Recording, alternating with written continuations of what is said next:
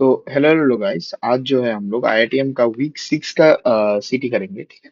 और इधर जो है पहले ही आ जाता है कि हम लोग वीक 5 में हम लोग एक बार एक क्विक रिकैप दे दें। वीक 5 में हम लोग कलेक्शन कर रहे थे, ठीक है। और कलेक्शन में था लिस्ट, फिर था सेट, फिर था टपल, और उसके बाद था डिक्शनरी, ठीक है। तो लिस्ट जो पार्ट था वो हमने वीक 5 पे ही पढ़ लिया था, और डिक्शनरी वाला जो पार्ट है वो हम लोग वीक 6 पे करेंगे, ठीक है। और अगर अब हम अगर बात करें कि डिक्शनरी क्या है, use to store data value in key value pairs, ठीक है। हम लोग ऑलरेडी बात कर चुके थे कि कर्ली ब्रेसेस में की रहेगा और उसका कॉलम देके उसका रेस्पेक्टिव वैल्यूज रहेगा, ठीक है। और कीज को हम लोग एक स्ट्रिंग या फिर एक कोटेशन के अंदर स्टोर करेंगे, ठीक है। It is a collection that is ordered and doesn't allow duplicate. Dictionary में, ठीक है, डिक्शनरी में डुप्लीकेट डाटा डुप्लीकेट डाटा नहीं हो सकते, ठीक है। ये चीज आपको ध्यान में रखना पड़ेगा, ठीक है।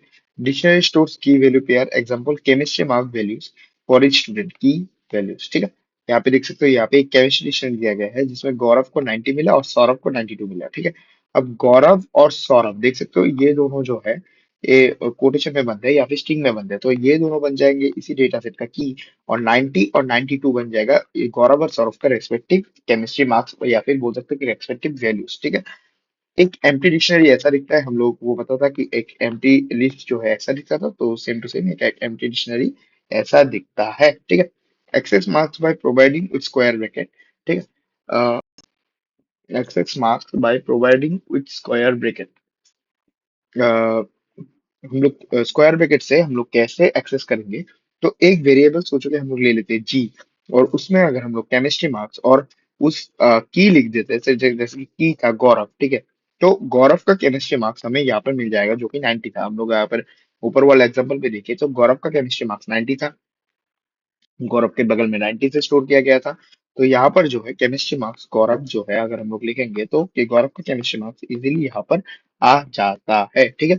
असाइनिंग ए वैल्यू या फिर रिप्लेस वैल्यू और क्रिएटिंग ए न्यू की वैल्यू पेयर, ठीक है। अगर सोचो कि ये वाले डाटा सेट में सिर्फ दो की और उनका दो रेस्पेक्टिव वैल्यूज है, लेकिन हमको दोबारा एक वो करना है, क्या बोलते हैं इसको, और एक की वैल्यू पेयर ऐड करना, तो हम लोग कैसे करेंगे। यहाँ पे बस हम लोग की केमिस्ट्री मार्क्स या फिर कैम मार्क्स और एक स्क्वायर ब्रैकेट देके उसका की, जो कि गौतम इस बार हम लोग लिखेंगे, ठीक है। गौतम और कोटेशन बंद करके यहाँ पर 85 लिख देंगे, ठीक है। यहाँ पर मतलब कि की हो जाएगा गौतम और यहाँ पे 85 उसका मार्क्स। तो सोचो कि अगर हम लोग ग्राफ में जाके अगर हम लोग लिखे, ठीक है, एक सेकंड, हाँ, कि गौतम, सॉरी, ऐसा था ना, गौरव उसका केमिस्ट्री मार्क्स, फिर सौरभ उसका केमिस्ट्री मार्क्स, ठीक है। अभी हम लोगों को इसमें ही ऐड करना पड़ेगा, तो एक सेकंड इसको मैं छोटा कर लेता हूँ। तो अभी इधर अगर लिखे लिखे कि गौतम, जो कि हम लोग केमिस्ट्री मार्क्स 85 ऐड कर चुके हैं, ठीक है। तो इधर जो है हम लोग कर्ली ब्रेसेस लगा देंगे, तो ये जो है एक नया वाला एग्जांपल वाला मतलब कि डेटा सेट ही बन जाता है, ठीक है। हम लोग अगर इधर चलते हैं, updating A value in dictionary, जो कि कैम डिक्ट, मतलब सोचो कि इस वाले वेरिएबल, सॉरी, तो सोचो कि इस वाले एग्जांपल में या फिर सोचो कि इस वाले एग्जांपल में हम लोगों को गौरव का मार्क जो है एडिट करना है, तो कैसे एडिट करेंगे। यहाँ पर देखो साफ साफ लिखा गया है कि एक सेकंड, हम लोग कैम डिड फंक्शन की मदद से हम लोग ऐड करेंगे। हम लोग कुछ नहीं, गौरव का मार्क्स 90 है, हम लोगों को सोचो कि इसको 85 बनाना है, ठीक है। तो हम लोग कैम डिक्ट, ठीक है, कैम डिक्ट, यहाँ पर एक अंडरस्कोर होगा, एक सेकंड मैं इसको थोड़ा सा मैं बदल देता हूँ। कैम डिक्ट, यार ब्लैक कर रहा है क्या।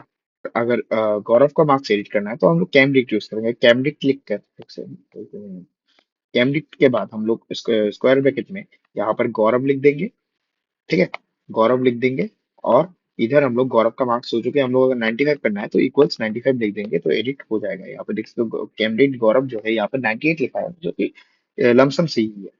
Collecting cam marks in a dictionary, हम लोग एक डिक्शनरी में कैसे इसको लिखेंगे, एक सुडो कोड दे रहा आप लोग देख सकते हो, यहाँ पर पूरा का पूरा सुडो कोड यहाँ पे लिखा गया है कि कैम मार्क्स लिखकर एक एम्प्टी डिक्शनरी इसको ऐसे डिक्लेयर कर देंगे।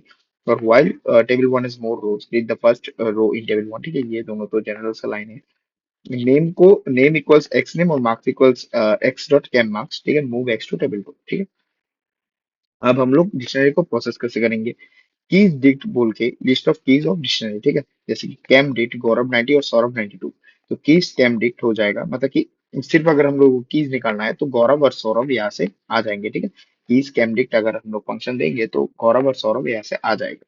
और ईच के keys dict do something with D के। ठीक है, तो compute average marks in chemistry. हम लोग अब केमिस्ट्री को मतलब एवरेज मार्क्स कैसे कंप्यूट करेंगे, तो टोटल और काउंट दो वेरिएबल हम लोगों को इनिशिएट करना पड़ेगा और दोनों को जीरो से इनिशिएट करना पड़ेगा। ठीक है, फॉर ईच के इन कैम फॉर ईच के इन कीज कैम मार्क्स, टोटल जो है टोटल प्लस कैम मार्क्स करेंगे और काउंट में हम लोग वन को मतलब कि इंक्रीमेंट करेंगे। ठीक है, तो एवरेज आ जाएगा total plus sorry total divide में काउंट, और हमें पता है कि टोटल मार्क्स अपॉन में नंबर ऑफ स्टूडेंट्स करने पे हम लोगों को एवरेज मार्क्स मिलता है। ठीक है, ये हमको पता है।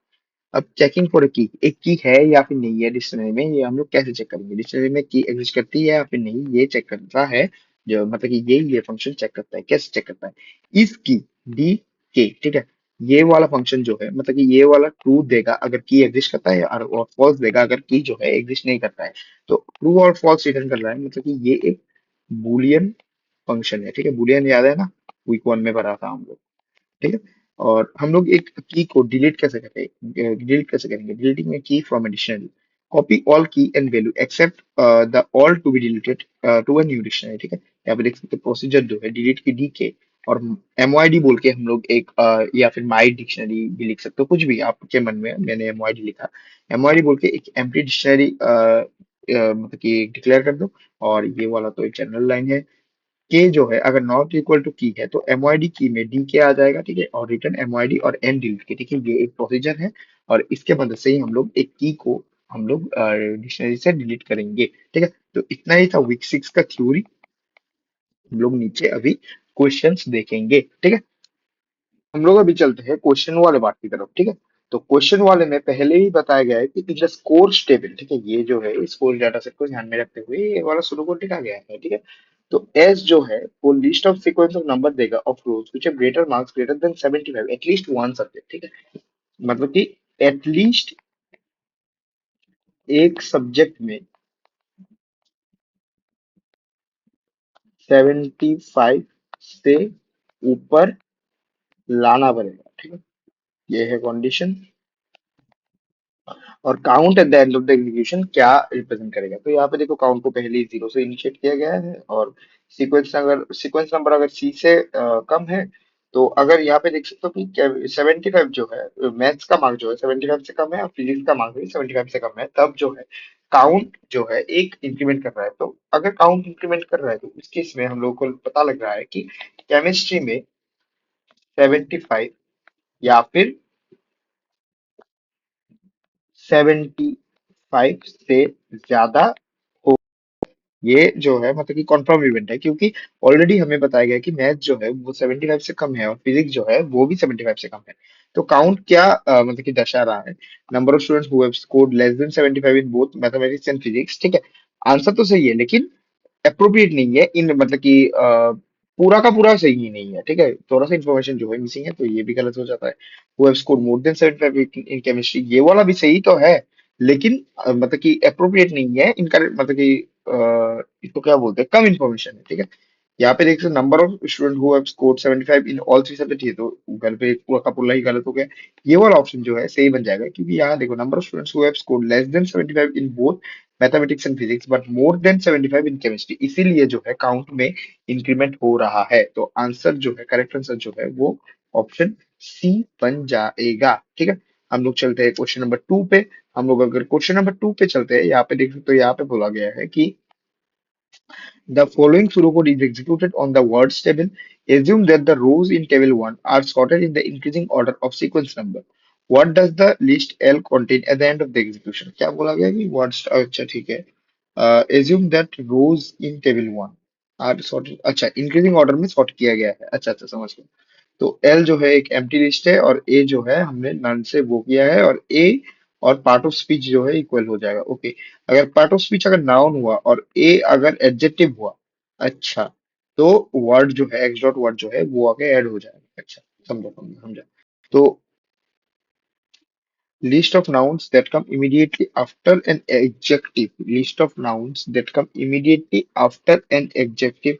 List of adjective that come immediately after a noun, जो कि गलत। List of noun that come immediately, nouns, ठीक है, that come immediately before an adjective। अच्छा, before an adjective एक है, after an adjective। अगर हम लोग यहाँ पे देखें पार्ट ऑफ स्पीच, और नाउन जो है वो पहले है और एडजेक्टिव बाद में है, ठीक है। तो और एल एल में x dot noun, sorry, x dot part of speech जो है वो, अच्छा अच्छा समझ गया, ठीक है।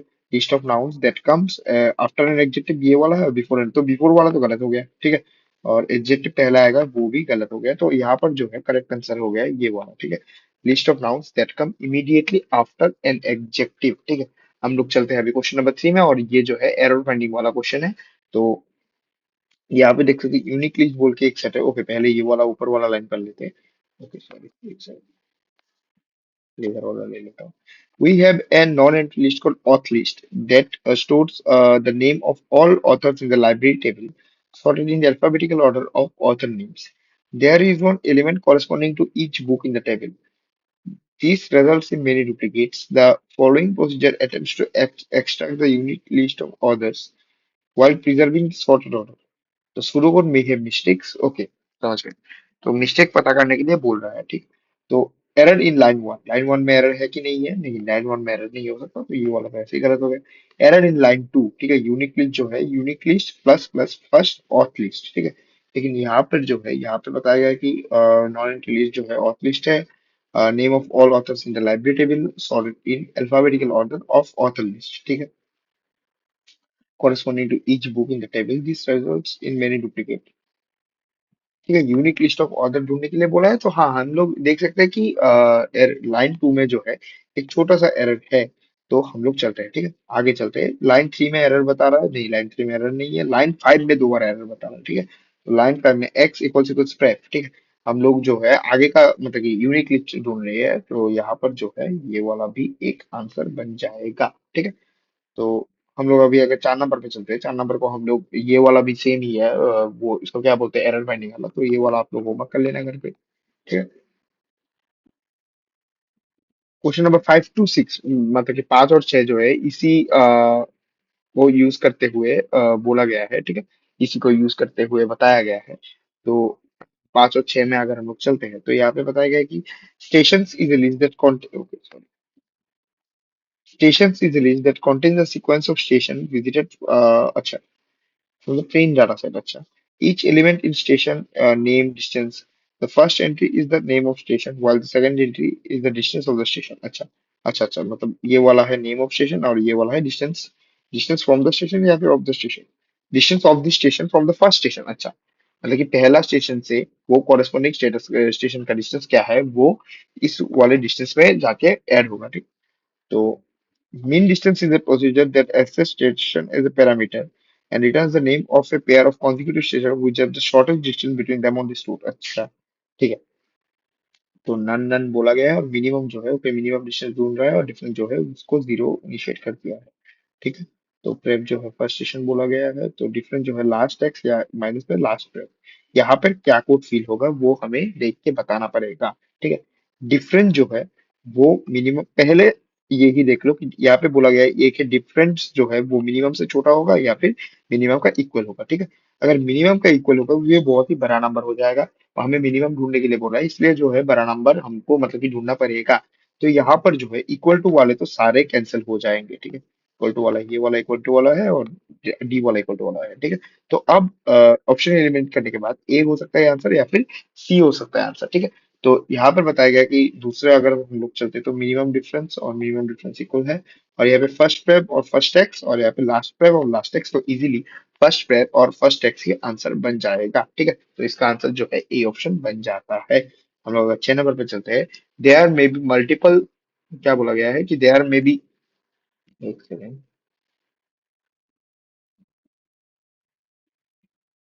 There may be multiple pairs having the same minimum distance. ठीक है. If you wish to find a pair of station closest to the last station in this list, which of the following is the correct statement? तो ये वाला आप लोग homework कर लेना क्योंकि इसका मैंने एक क्वेश्चन करवा दिया है. ठीक है. अब दोबारा जो है ये वाला क्वेश्चन भी एरर फाइंडिंग वाला क्वेश्चन है.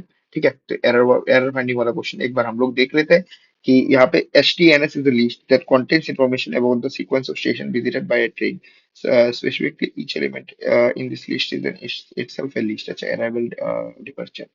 The first element in HTNS corresponds to the starting station for the train, and the last element corresponds to the ending station of the train. तो wait time एक procedure है, arriving और departure बताएगा. ठीक है. Access the arrival time, departure time जो मैंने बताया अभी अभी. Given station is an input. अच्छा. And return the waiting time station in minutes. So we wish to end the average time across all intermediate station where the station train stops at the store. This result in variable average. The pseudocode may have mistake. अच्छा, मतलब कि error finding वाला question है. तो error in line 2 for each there in each station STNS, जो कि हाँ सही है, मतलब कि ऑप्शन गलत है लेकिन ये वाला स्टेटमेंट जो है वो सही है. Error in line 3. टोटल में हम लोग वेट टाइम फास्ट और लास्ट एक्स का करेंगे, ये भी सही है. Error in line 4. काउंट में ऑब्वियसली काउंट को ऐसे ही हम लोग इंक्रीमेंट करते हैं. Error in line 6. काउंट जो है जीरो नहीं होना चाहिए तभी एवरेज होगा, जो कि सही है, और एवरेज का भी सही है. तो इसमें जो है कोई एक भी एरर नहीं है, तो इसलिए हम लोग नो एरर घोषित कर देंगे. ठीक है. तो हम लोग चलते हैं क्वेश्चन नंबर 8 पे. एक सेकंड, इसका तो मैंने आंसर मार्क ही नहीं किया. तो हम लोग चलते हैं क्वेश्चन नंबर 8 पे. Trains is a list that contains information about trains associated with station STN. Especially each element in the list is another list. Arrival, departure. ठीक है.